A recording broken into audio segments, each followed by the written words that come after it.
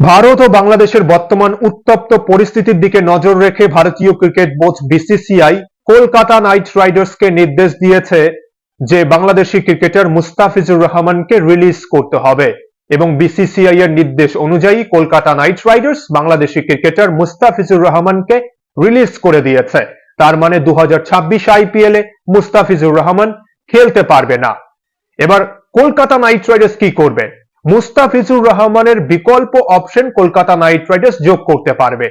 এই মুহূর্তে Kolkata Knight Riders এর কাছে কি কি অপশন রয়েছে, মুস্তাফিজুর রহমানের রিপ্লেসমেন্ট হিসেবে কোন ক্রিকেটারকে দলে যোগ করবে, কি কি বেস্ট অপশন রয়েছে সে বিষয়ে আমরা আলোচনা করব।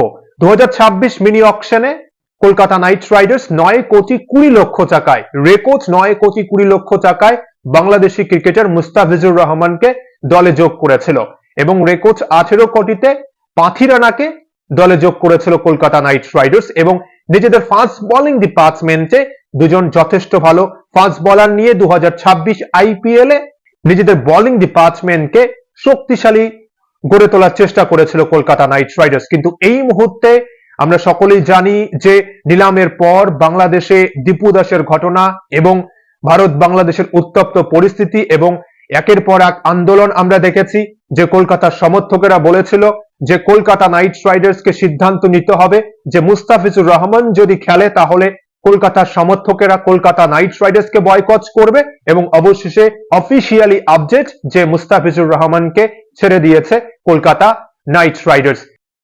কলকাতা নাইট রাইডার্স এর অনেক সমর্থক খুশি এবং অনেক বাংলাদেশি সমর্থকের দাবি যে আইপিএল কে বয়কট করতে হবে। বাংলাদেশে যে চ্যানেল আইপিএল কে দেখাবে সেই চ্যানেলকে বয়কট করার ডাক দিয়েছে এই মুহূর্তে বাংলাদেশের সমর্থকেরা। এমনকি টি-20 বিশ্বকাপ নিয়েও অনেকের অনেক মতামত রয়েছে, কেননা টি-20 বিশ্বকাপের বাংলাদেশের সম্ভবত 3টে ম্যাচ রয়েছে কলকাতার ইডেন গার্ডেন্সে। 2026 আইপিএল এ পাথিরানার পার্টনার কে হবে, মুস্তাফিজুর রহমানের বিকল্প কে হবে, কি কি অপশন রয়েছে কলকাতা নাইট রাইডার্স এর কাছে এই মুহূর্তে আমরা যদি সে বিষয়ে আলোচনা করি।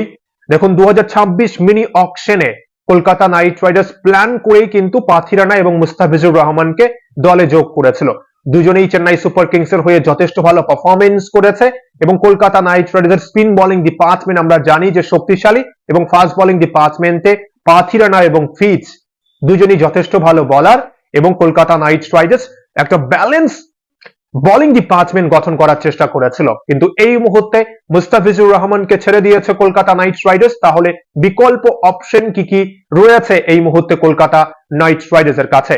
2026 মিনি অকশনে যে সমস্ত প্লেয়ার্সরা আনসোল্ড ছিল সেই প্লেয়ারদের মধ্যে থেকে কলকাতা নাইট রাইডার্সকে এবার বেছে নিতে হবে পাথিরানার পার্টনার।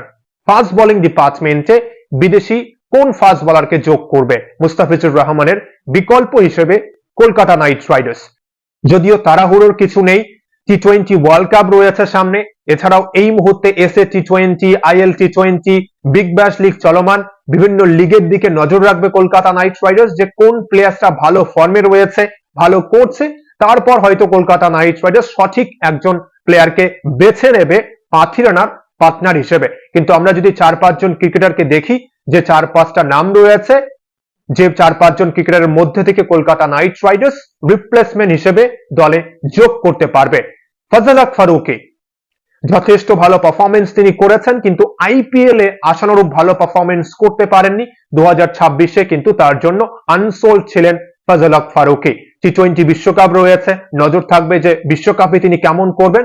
কেকেআর এর কিন্তু এমন এক ফাস্ট বোলার চাই পাথিরানাকে সঙ্গ দেবে এবং প্রয়োজনে প্রথম একাদশে খেলবে এবং উইকেট শিকার করতে পারবে। এবং যে বিকল্প অপশন গুলো রয়েছে তার মধ্যে অন্যতম একজন নাম কিন্তু ফজল হক ফারুকী। এছাড়াও কিন্তু রয়েছে সাউথ আফ্রিকান ফাস্ট বোলার কটজে। কটজে কিন্তু বর্তমানে ইনজুরি থেকে রিকভারি করছে এবং এসএ টি-20 তে তিনি খেলবেন কিনা এবং যদি তিনি খেলেন কেমন পারফরমেন্স করবেন। ইনজুরি থেকে কামব্যাক করার পর আমরা জানি যে অনেক ক্রিকেটারই ভালো পারফরমেন্স করতে পারে না, কিন্তু আমরা যদি বেস্ট অপশন গুলোর মধ্যে থেকে দেখি অবশ্যই কিন্তু কটজের নাম রয়েছে। কটজে কিন্তু 2026 মিনি অকশনে আনসোল্ড ছিল, তাই কটজের রিকভারি এবং এরপর যদি ম্যাচ খেলে কটজে কেমন পারফরমেন্স করবে, কটজের দিকে কিন্তু নজর রাখতে পারে কলকাতা নাইট রাইডার্স এর টিম ম্যানেজমেন্ট। কলকাতা নাইট রাইডার্সের বোলিং কোচ টিম সাউদি, এবং কলকাতা নাইট রাইডার্স যদি চায়, টিম সাউদি যদি চায়, তাহলে কিন্তু নিউজিল্যান্ডের কোনো ফাস্ট বোলারকে আমরা দেখতে পারবো হয়তো 2026-এ মুস্তাফিজুর রহমানের বিকল্প হিসেবে। সেক্ষেত্রে উইলিয়াম ওরকির নাম রয়েছে। উইলিয়াম ওরকি 2025 আইপিএল এ রিপ্লেসমেন্ট হিসেবে তিনি লখনৌ সুপার জায়ান্টের হয়ে খেলেছেন, সম্ভবত 2-3টে ম্যাচ খেলেছেন এবং যথেষ্ট ভালো পারফরমেন্স করার তিনি চেষ্টা করেছেন। এবং উইলিয়াম ওরকি মিনি অকশনে আনসোল্ড ছিল। টিম সাউদি যদি ইন্টারেস্ট দেখায় এবং ম্যানেজমেন্ট যদি চায়, তাহলে কিন্তু হয়তো উইলিয়াম ওরকিকেও আমরা দেখতে পারি কলকাতা নাইট রাইডার্সে। এছাড়াও 2026 মিনি অকশনে রিচার্ড গ্লেসন আনসোল্ড ছিল, কিন্তু বর্তমানে এসএ টি20-তে তিনি দুর্দান্ত ছন্দে রয়েছেন। 3 ম্যাচে 8 উইকেট শিকার করেছেন। কিন্তু আমরা যদি বয়সের দিকে একটু নজর রাখি, রিচার্ড গ্লেসনের বয়স কিন্তু 38 বছর। তাই কলকাতা নাইট রাইডার্সের টিম ম্যানেজমেন্ট বয়সের দিকে নজর রেখে ইন্টারেস্ট দেখাবে কিনা, সেটাই বড় কিন্তু প্রশ্নচিহ্ন। 2026 মিনি অকশনে আরো কিছু ক্রিকেটার রয়েছে, ফাস্ট বোলার রয়েছে যারা কিন্তু আনসোল্ড ছিল। তাদের মধ্যে থেকে অন্যতম কিন্তু ফজল হক ফারুকী, উইলিয়াম ওরকি, কডজে। এছাড়াও কিছু নাম রয়েছে। আপনাদের কি মনে হচ্ছে কোন ক্রিকেটার আমাদের জন্য বেস্ট হবে 2026 আইপিএল এর জন্য? এবং আরেকজন ক্রিকেটার আমার মনে হচ্ছে যে অটনিল ব্যাটসম্যান, বর্তমানে তিনি ভালো ছন্দে রয়েছেন। ভারতের মাটিতে টি20 ক্রিকেটে, টি20 সিরিজে ভালো করেছেন এবং বর্তমানে এসএ 20-তে কিন্তু দুর্দান্ত ফর্মে রয়েছেন। 3 ম্যাচে 9 উইকেট। কিন্তু যে রুল রয়েছে রিপ্লেসমেন্ট ক্রিকেটার হিসেবে, আমার যা মনে হয়, যে আমি প্রাথমিক তালিকা দেখেছি, ব্যাটসম্যানের নাম কিন্তু সম্ভবত যে 360 জন শর্ট লিস্টেড ক্রিকেটার ছিল, সেই তালিকায় সম্ভবত ছিল না। এবং ব্যাটসম্যান কিন্তু হয়তো প্রাথমিক তালিকায় ছিল যারা রেজিস্টার করেছিল 2026 মিনি অকশনের জন্য। বর্তমানে ভালো ছন্দে রয়েছে এবং দুর্দান্ত কিন্তু একটা অপশন হতে পারে এই অটনিল ব্যাটসম্যান। ভালো ছন্দে রয়েছে এবং ভারতের মাটিতেও ভালো করেছে আমরা দেখেছি। তাই আমার মনে হয় সেক্ষেত্রে নিয়ম কি রয়েছে যে অটনিলকে কলকাতা নাইট রাইডার্স বিকল্প হিসেবে দলে যোগ করতে পারবে কিনা, সে বিষয়ে অবশ্যই আমাদের নিয়ম দেখতে হবে। কিন্তু বর্তমানে ভালো ছন্দে রয়েছে, কিন্তু অকশনে আমার মনে হয় শর্ট লিস্টেড হিসেবে নাম ছিল না অটনিলের, এবং প্রাথমিক তালিকায় নাম ছিল।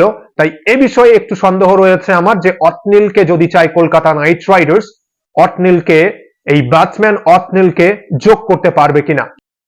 যথেষ্ট ভালো বলার এবং বর্তমানে কিন্তু ভালো ফর্মে রয়েছে, কিন্তু আমার সন্দেহ রয়েছে যে নিয়ম অনুযায়ী অটনিলকে কলকাতা নাইট রাইডার্স যোগ করতে পারবে কিনা।